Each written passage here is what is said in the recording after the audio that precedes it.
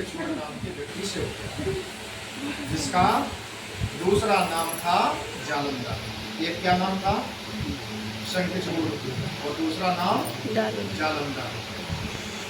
जे भगवान की बहुत ही परम भक्त थी वृंदा, और उसके साथ साथ में वो अपने पति की भी बहुत बड़ी पतिव्रता थी। अब पतिव्रता किसे कहते हैं? वेदों ने बताया कि पतिव्रता उसको कहा जाता है कि जिंदगी में कभी भी अपने पति का अपने मुंह से नाम न लो। है कोई पतिव्रता? मतलब अपनी पूरी जिंदगी में हमें अच्छा जिंदगी में कोई अपने मुंह से अपने पति का नाम न ले, वो पतिव्रता हो। अब आजकल किसी लड़के का नाम पिंटू है, सिंटू है, टिंकू है, तो घरवाली जैसे आए तो 20 गाय कहेंगे सुबह से शाम तक, काय पिंटू चला बाजारे घूमे आए, काय टिंकू रोटी खा लेते। यानी आज का नियम है कि पत्नी पति का नाम लेती है और पति पति का नाम लेती है। हमारी बुजुर्ग माताएं, बूढ़ी माताएं आज भी अपने पति का नाम नहीं लेती। जैसे किसी ने पूछा कि तुम्हारे पति का क्या नाम है, तो वो कोई पड़ोस में होगा तो कह देंगे बता दियो क्या नाम है उनको, मतलब अपनी जबान से नहीं लेते। ये वेदों का नियम है कि कभी अपने मुंह से अपने पति का नाम नहीं लेना चाहिए। पतिव्रता किसको कहा गया है? जो अपने माता पिता सास ससुर की सेवा करे वो पतिव्रता होती है। और पहले की माताएं जैसे भोजन बनाती थी, और जब उनके पति अगर रिश्तेदारी में चले जाएं, लौट के नहीं आए तो स्वयं भोजन नहीं करते थे। जब वो कल आते हैं तो जब वो आ जाएं तो उनको भोजन खवा के उसके बाद में स्वयं तब करती थी। आजकल भोजन बना लिया, पति ने कहा कि खाना बनेगा, अबे नहीं बनेगा, तो बन गया, खुद खाए लो, के बाद में कुआ में गिरो गिरो, चलो तुमने खाया लो, तो खाए थे पहले ही, यानी आओ चाहे बाहर में जाओ, और खाई और खाई हमें खाना था तो मैंने खाए लो, तुम्हारी इच्छा हो तो खाओ, नहीं तो कुआ में गिरो। तो हमें अच्छा लगाता है नौबत फर गई है?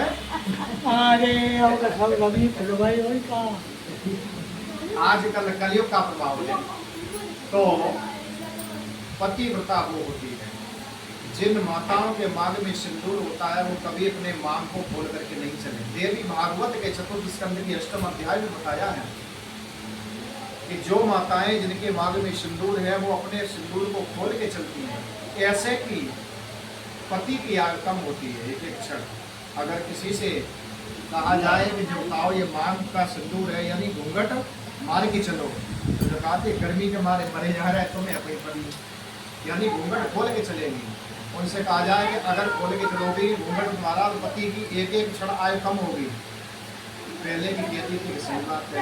आजकल जे महाराज कि किसी से कहो कि घूंघट झाँक ले, नहीं तो पति की आयु कम हो जाए, जका कल मरे तो बिहार मर जाए, बाबा ही खत्म हो गए, मर जाते। तो पहले दिन भी हम करें गए पहले से चका मरे मंद दे होते हैं, गर्मी में हम का नहीं रहेगा। तो ये भी बात है, जिनके मांग में सिंदूर है और सिंदूर की माताएं ऐसे नेक बिंदी से लगा लेती। आजकल पता नहीं फैशन चली है, जब क्या आता है वो पेंसिल की बस लगाई, बस नेक खोदना ही बस वो काम। लेकिन सर्व मंगल मांगल्ये शिवे सर्वार्थ साधके शरण्ये त्र्यंबके गौरी नारायणी नमोस्तुते। भगवान स्वयं कहते हैं कि गोरा सर्व मंगल मांगल्ये, जिसकी मांग पूरी नहीं भरी होती है वो कभी भी स्वार्थवती नहीं कहलाती। खूब लगा ले सिंदूर। और जो माताएं अपने मांग में पूरा सिंदूर भरती हैं, उनके पति चाहे किसी भी विदेश में चले जाएं, कोई शंका समाधान नहीं, कोई भी कष्ट परेशानी पड़ जाए, लेकिन उनके पति पे कोई बाल बांका नहीं कर सकता है, क्योंकि उनका सिंदूर हमेशा अमर रहता है। आधा सिंदूर भर लिया तो उसमें कोई मतलब नहीं, पूरा सिंदूर भरा है और पति उसको सिंदूर को देख करके अगर बाहर जाता है तो उस पति की कभी भी कोई भी समस्या नहीं आएगी, चाहे वो कहीं भी चला जाए। अगली बात, जो पिता अपनी बेटी के साथ में बैठ करके एक थाली में भोजन करे, या कन्या अपने पिता के साथ में एक थाली में अगर भोजन करती है, नव वनसेक भवेत कन्या, यानी कन्या 9 साल से छोटी है, कन्या अपने पिता के साथ में भोजन करे, ऐसे पिता की जिंदगी में कभी अकाल मौत नहीं है। जो माताएं पान का पत्ता खाने वाला, गन्ना, ईख, जीरा, मांग का सिंदूर, बिंदी, इलायची, ये 7 वस्तुओं का दान अपने वजन के बराबर तोल करके चैत महीने की शुक्ल पक्ष की अष्टमी को अगर वे एक बार दान कर दें तो ऐसी माताएं कभी 7 जिंदगी विधवा नहीं होती है। ये भोले बाबा ने मैया गौरा को बताया कि ये 7 वस्तुओं का दान जो माताएं कर देती है वो कभी भी 7 जिंदगी विधवा नहीं हो सकती। आगे ये वृंदा अपने पति की बहुत बड़ी पतिव्रता भक्तन थी, लेकिन इसका पति बहुत खराब था। महाराज ऐसा होता है कि पति और पत्नी में एक पूजा करने वाला और दूसरा चटा तुम ही करो पूजा पाठ, हम पे नहीं होता है। लेकिन भगवान की कृपा होती है, कभी कभी पति और पत्नी दोनों भगवान के भक्त ऐसे होते हैं, पूजा में ध्यान लगाते हैं। लेकिन वृंदा भगवान की परम भक्त है और उसका पति भगवान की पूजा पाठ से उसे कोई मतलब नहीं, सबको मारता कूटता परेशान करता। इससे देवता भी परेशान हुए। एक बार देवताओं को मारने लगा तो सबने जाकर के भोले बाबा से कहा कि भोलेनाथ ये जालंधर हम सबको शंखचूड़ परेशान किए हैं। तो भगवान शिव ने कहा कि कोई बात नहीं, हम उसको संकट समाधान कर देंगे। तो ध्यान करके भगवान शिव ने देखा कि उसकी पत्नी बहुत बड़ी पतिव्रता है। एक पतिव्रता के ऊपर भगवान भी चाहे चले आए, लेकिन वो भगवान भी उससे हारी हारते, वो भी कुछ नहीं कर सकते। जैसे मां सुइया ने पतिव्रत के बल पर 3 देवताओं को अपना पुत्र बनाया। भगवान से बोले कि मेरे बस की बात नहीं, नारायण जाने वही इसका संपूर्ण हल निकालेंगे। तो सब देवता भगवान नारायण के पास पहुंचे। कहा, उन्होंने कहा समय आने पर हम आपकी शंका समाधान करेंगे। तो समय आया तो उस वृंदा का पति शंखचूड़ बाहर निकल गया और उसी के पति का रूप धारण करके बोले तो विष्णु भगवान उसी के घर में पहुंचे। उसने आदर सत्कार किया, सम्मान किया। इधर आकाशवाणी हुई, वृंदा तेरा पति मारा गया। इधर रणभूमि में भगवान भोले बाबा ने उस जालंधर का वध कर दिया। शंखचूड़ था, तो उसी दिन से शंख से भगवान भोले बाबा से बड़ी दुश्मनी है। शिव जी के उसमें शंख नहीं बजाया जाता, केवल नारायण को पसंद है। कभी भी शंकर जी को भूल के भी हल्दी न चढ़ाए, कभी तुलसी पत्र भगवान शंकर जी को नहीं चढ़ाना चाहिए। अब इसकी भी एक कथा है। कभी गणेश जी को, अब जैसे गंगा जल, तुलसी, दूध, दही, शहद ये मिला के छिन्नामृत बनाया और उसका ही भोग ठाकुर जी को लगा दिया, उसका ही शंकर जी को। लेकिन नहीं, केवल ठाकुर जी प्रिय उनके लिए उन्हें स्वीकार है। भोले बाबा और गणेश जी को कभी तुलसी पड़ी हुई पंचामृत से भोग नहीं लगाना चाहिए। हल्दी भगवान शंकर पर न चढ़ाए, तुलसी शंकर जी पर नहीं चढ़ाए और तुलसी गणेश जी पर नहीं चढ़ाना चाहिए। तो इधर वृंदा ने जैसे ही देखा मेरा पति मारा गया, लेकिन बैठा मेरे सामने, लेकिन ये नहीं जान पाया कि भगवान मेरे पति के रूप में। उन्हें आकाशवाणी हुई, वृंदा तेरा पति तेरे घर में नहीं बाहर मारा गया। तो उसी समय शंका हुई तो बोले तुम कौन हो, अपने रूप में आ जाओ, नहीं तो श्राप दे दी। उसी समय भगवान को अपने रूप में चतुर्भुजी रूप में आना पड़ा। वृंदा ने श्राप दिया कि तुम भगवान हमारे इतने हृदय के प्रिय थे, तुमने मेरे साथ में छल किया, मैं तुम्हें श्राप देती हूँ, तुम काले कलूटे वैसे भी हो, काले पत्थर हो जाओ। तो शालिग्राम जी की बढ़िया आती है, वही वृंदा के श्राप से भगवान शालिग्राम जी बने। लेकिन ठाकुर जी ने कहा कि वृंदा तू मुझे श्राप दे चुकी, हम तुझे वरदान देते हैं कि तू भी अपने शरीर को छोड़ के एक वृक्ष बनेगी जिसका नाम होगा तुलसी और उसकी संसार पूजा करेगा। तो सबसे पहले नेपाल बॉर्डर पर गंडकी नदी के किनारे तुलसी का वृक्ष निकला और वही शालिग्राम जो गंडकी नदी है उसी में शालिग्राम ही मिलते हैं। वही तुलसी का वृक्ष एक निकला और वहाँ से पूरे संसार में चारों तरफ मैया तुलसी हो गई। तो आज संसार में जो भी तुलसी माँ की पूजा करता है उसके ठाकुर जी सारे कष्ट दूर करते हैं। कहते हैं कि मुझे 56 प्रकार के भोग लगा दो, लेकिन 5 पत्ते तुलसी के स्वीकार हम कर लेंगे, उससे तुम्हारी जो भी काम बिगड़े हुए हैं वो सब काम पूरे होंगे। भगवान को तुलसी पत्र संसार में सबसे प्रिय है। पहला अध्याय बनाओ, बोलिए सत्यनारायण भगवान की जय। घंटी बजाओ।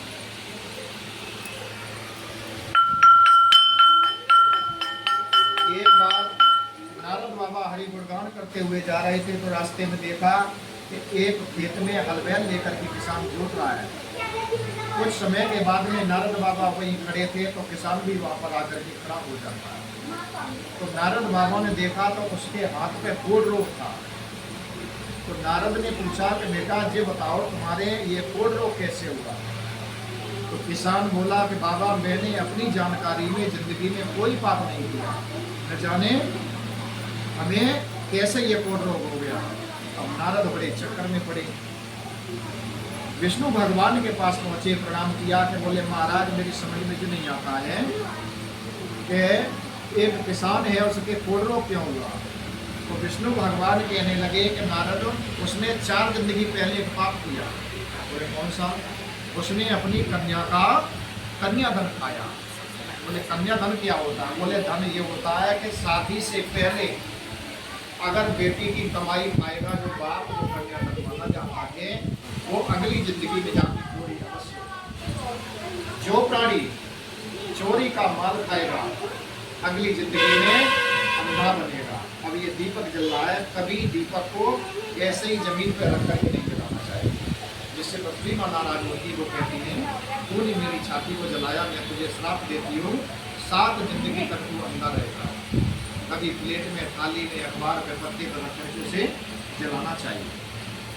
इधर नारद बाबा कहने लगे कि जब बताओ 4 जिंदगी पहले का। बोले भगवान कि 4 छोड़ो, पहले 10 जिंदगी पहले का पाप जो है इसमें जैसे किसी ने पाप कर दिया वो अगली 4 जिंदगी 6 जिंदगी वो दान करता रहा, पुण्य करता रहा।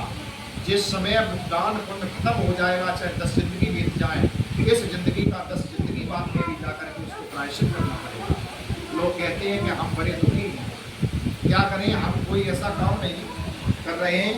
जब बच्चे को उठाओ, ये काम उठा करके उधर लटक रहा है वहाँ पर, देखो देखो ऊपर। तो अगली जिंदगी की उसे कोई पता नहीं होती है। 4, 6, 10 जिंदगी पहले अगर तुमने पाप किया तो आज इस जिंदगी में भी हो सकता है कि तुम्हें भोगने को मिले। लोग कहते हैं हम बहुत पूजा पाठ करते हैं, हम बड़े दुखी हैं। इस समय कर रही हो इसका फल आगे मिलेगा, लेकिन पहले तुमने क्या किया उसका आज परिणाम भोगने को मिल रहा है। ये विधि का विधान है। और किसान ने बड़ा दुखी था। इधर नारद बाबा ने नारायण भगवान से पूछा कि प्रभु उसे छोड़ो, जब बताओ, जब उपाय बताओ। बोले उपाय यही है कि सत्यनारायण भगवान की कथा करवाए, उसके धन धान सौभाग्य संतान सुख समृद्धि घर में सब कुछ हो जाएगी, हमारी बीमारी सब दूर हो जाएगी। बोले इसका नियम क्या है। बोले नियम ये है, वैसे कोई इसका मुहूर्त नहीं, कोई भी दिन निश्चित नहीं, किसी के जन्मदिन पर, किसी के विवाह के उपरांत पर, या पूर्णमासी को, या एकादशी को, या 12 महीनों में जब तुम्हारी मर्जी आए जो उनसे दिन भगवान की कथा करो, उसका कोई मुहूर्त नहीं होता है, जब जी चाहे। बोले भगवान को केले पसंद हैं, सवाया चूड़ पजीरी पसंद है और चन्ना मिर्च, जिसमें 5 पत्ते तुलसी के भगवान को अवश्य भोग लगाना चाहिए।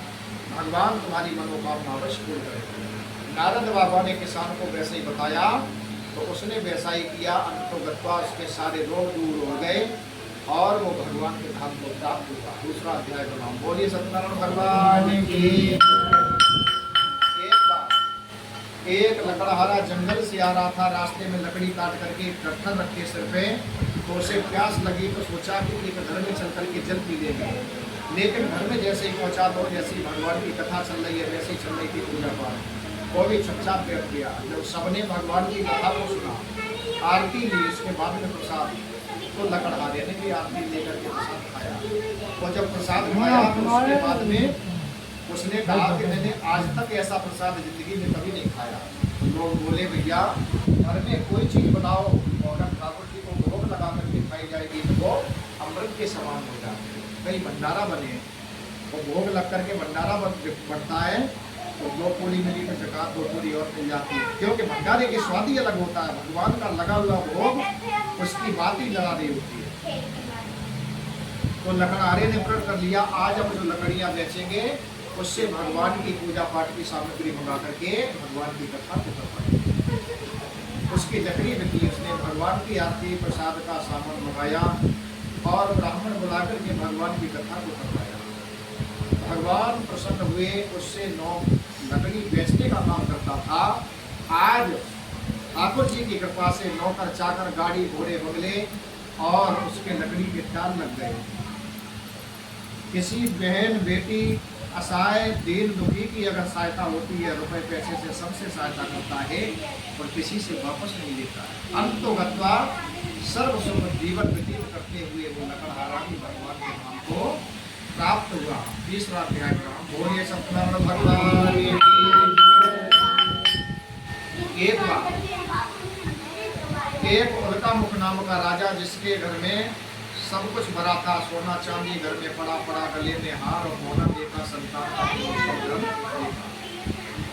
घर में जो बच्चे नहीं होते हैं भगवान के आने से डरते हैं, तो उसके कोई संतान नहीं थी। गंगा नदी के किनारे से निकला हुआ जा रहा था तो देखा कि गंगा नदी के किनारे एक राजा रानी बैठ करके भगवान की कथा कर रहे हैं। तो उसने देखा और जब आरती विराम हुई तब उससे पूछा कि महाराज आप लोग ये क्या करते हैं? बोले हम ऐसे ही जब इच्छा होती है तो भगवान की कथा अपने कर लेते आके। बोले इससे मिलता क्या? बोले धनदान, सौभाग्य, संतान, सुख समृद्धि सब कुछ मिलता है। बोले मेरे कोई संतान नहीं, अगर मेरे कोई बेटा या बेटी कोई भी हो जाए तो हम भगवान की कथा करवाएंगे। ठीक है, उसने प्रण कर लिया संकल्प। तो कुछ समय आने पर उसके एक बेटी हुई जिसका नाम कलावती रखा। धीरे धीरे बेटी जब बड़ी हो गई तो उनकी घरवाली बोली कि पतिदेव ऐसा करो, भगवान की कथा बोलिए करवा दो। बोले आगे कहा देखो और साल 2 साल रुक गया तो करवा देंगे। तो ऐसे ही 10-12 साल की बच्ची हो गई तो घरवाली फिर बोली कि अब करवा दो। बोले अब 2 साल और रुक गया तो शादी में इकट्ठी करवा देंगे। बोले ठीक है। जब शादी होने को आई तो शादी में भी कथा करवाना भूल जाते हैं वो। जब शादी हो गई उसके बाद में भी 2 साल बीत गई तो घरवाली बोली अब करवा दो। बोले अब और 2 साल रुक गया, नाती पति हो या तब करवा देंगे, यानी टालते गए। तो रात में सत्यनारायण भगवान ने स्वप्न दिया। पहले तेजी आस औलाद नहीं थी और अब तेरे औलाद भी हो गई और उस औलाद का सुख देख करके भी तूने शादी भी कर दी और फिर भी तू कहता है कि इसकी भी औलाद हो जाएगी। आज से तेरा सर्वनाश निश्चित है। भगवान की कोई बोली बड़ी चीज बोलो तो एक बार टाल दो, दूसरी बार कोई परेशानी हो टाल दो, तीसरी बार अगर तुमने टाला तो भगवान भी कहते चिंता मत करो, तुम जितना टालोगे उससे ज़्यादा हम चुपचाप रहेंगे। तुम करो आगे, देखते हम रहेंगे, लेकिन हम कुछ बोलेंगे। तो कभी भी भगवान से वचनबद्ध होकर के झूठ नहीं बोलना चाहिए। तो उनकी घरवाली को पता चला कि भगवान रुष्ट है, नाराज है, तो उसने प्रातः काल ये करके भगवान की पूजा पाठ सामग्री मंगा करके भगवान की कथा को करवाया। इससे सत्यदेव नारायण भगवान प्रसन्न हुए, आशीर्वाद दिया। अंत तो गत्वा वो भी दोनों भगवान के नाम पे चले जाते। चौथा अध्याय राम बोले सत्यनारायण भगवान की। एक बार एक राजा जंगल से शिकार खेल करके घर से वापस लौट रहा था तो देखा कि कुछ भक्त प्रसाद बांट रहे हैं। तो उसने प्रसाद को देखा, लोग बोले कि राजन प्रसाद लिए जाओ, तो उसने मना कर दिया। बोले तुम्हारे जैसे पागलों का हम प्रसाद नहीं खाते। जब जैसे ही बात कही तो उसी समय घर आकर के उसने राजा ने देखा रात में तो उसके घर वाले सब बीमार पड़े, नौकर चाकर रोने लगे, सब बीमार, खुद बीमार, घर वाले बीमार। रात में ठाकुर जी बोले कि राजन तू सबसे बड़ा राजा बन रहा था, तो ये समझ रहा था कि दुनिया के हम ही राजा हैं, तो उन्हें मेरे प्रसाद को ठुकरा करके बहुत बड़ी गलती की और भगवान का प्रसाद कभी ठुकराना नहीं चाहिए। एक बात और बता दें कि चिन्ना में तुझे बांटा जाता है वो कभी जमीन पर नहीं। ध्यान दें, अगर चढ़ा मतलब जमीन पे गिरता है तो स्वयं हनुमान जी अपनी जीभ से चाटते हैं। अगर तुम्हारा जूठा भी अगर गिर जाता है तो भी हनुमान जी अपनी जीभ से चाटेंगे, कितना बड़ा पाप लगेगा। तो कभी चिन्ना में उतना लो जो अपने मुख में चला जाए और उसके बाद में कुछ लोग हाथ ऐसे फिर लेते हैं, लेकिन ऐसे फिरने से तुम्हें पाप लगता है। कभी भी जूठे हाथ कभी ऊपर नहीं गिरना चाहिए, उसको धो लेना चाहिए। तो राजा ने कहा स्वप्न काल में ही अब हम क्या करें, तो रात भर करवटें बदलता रहा। सुबह जैसे ही हुआ तो वहाँ से भागते हुए इसी जंगल में पहुँचा, लेकिन वहाँ पर कोई नहीं। बहुत देर हो गई, जब काफी देर हो गई रोते गाते, तो ठाकुर जी एक बच्चे के रूप में आए और बोले कि राजन रो क्यों रहे हो? बोले अब प्रसाद के लिए। बोले कल बट रहा था तब नहीं किया और आज रो रहे हो? बोले बेटा मर जाएंगे लेकिन जाएगी नहीं। तो ठाकुर जी समझ गए कि ये बिना मरे नहीं मानेगा। तो अपनी जेब से कुछ प्रसाद निकाला और कहा कि ले इसे ले जाओ खा ले। तो राजा ने उसको खाया और स्वयं खा करके घर वालों को खिलाया। रात में स्वप्न आया कि अब तेरा कल्याण होगा, ये मेरा ही लगा हुआ भोग था, हम ही स्वयं इस बालक के रूप में आए थे। तो राजा ने जब भगवान की ऐसी बात सुनी तो वो भगवान का इतना बड़ा भक्त बन गया। पूरी जिंदगी हो गई प्रत्येक पूर्णमासी को भगवान की कथा करवाने लगा। अंत तो गत्वा जब तक मरा तब तक भगवान की पूजा पाठ सब कुछ करता रहा। तो गत्वा वो भी भगवान के धाम हो गया। वो कहते हैं जो इस कथा को केवल सुन भी लेता है, करवाना तो बहुत दूर, उसके कई जन्मों के पाप मोक्ष होते हैं। और जो सत्यनारायण भगवान की कथा करवाता है उसके सारे कष्ट दूर होते हैं, हारी बीमारी परेशानी दूर होती है, सुख समृद्धि आती है, धन ऐश्वर्य आता है, कष्ट परेशानी को हरण करते हैं। जो सच्चे भाव से ठाकुर जी को तुलसी पत्र पुष्प अर्पित करता है, ठाकुर जी उसकी मनोकामना को अवश्य पूर्ण करते हैं। पंचम अध्याय बोले सत्यनारायण भगवान की जय।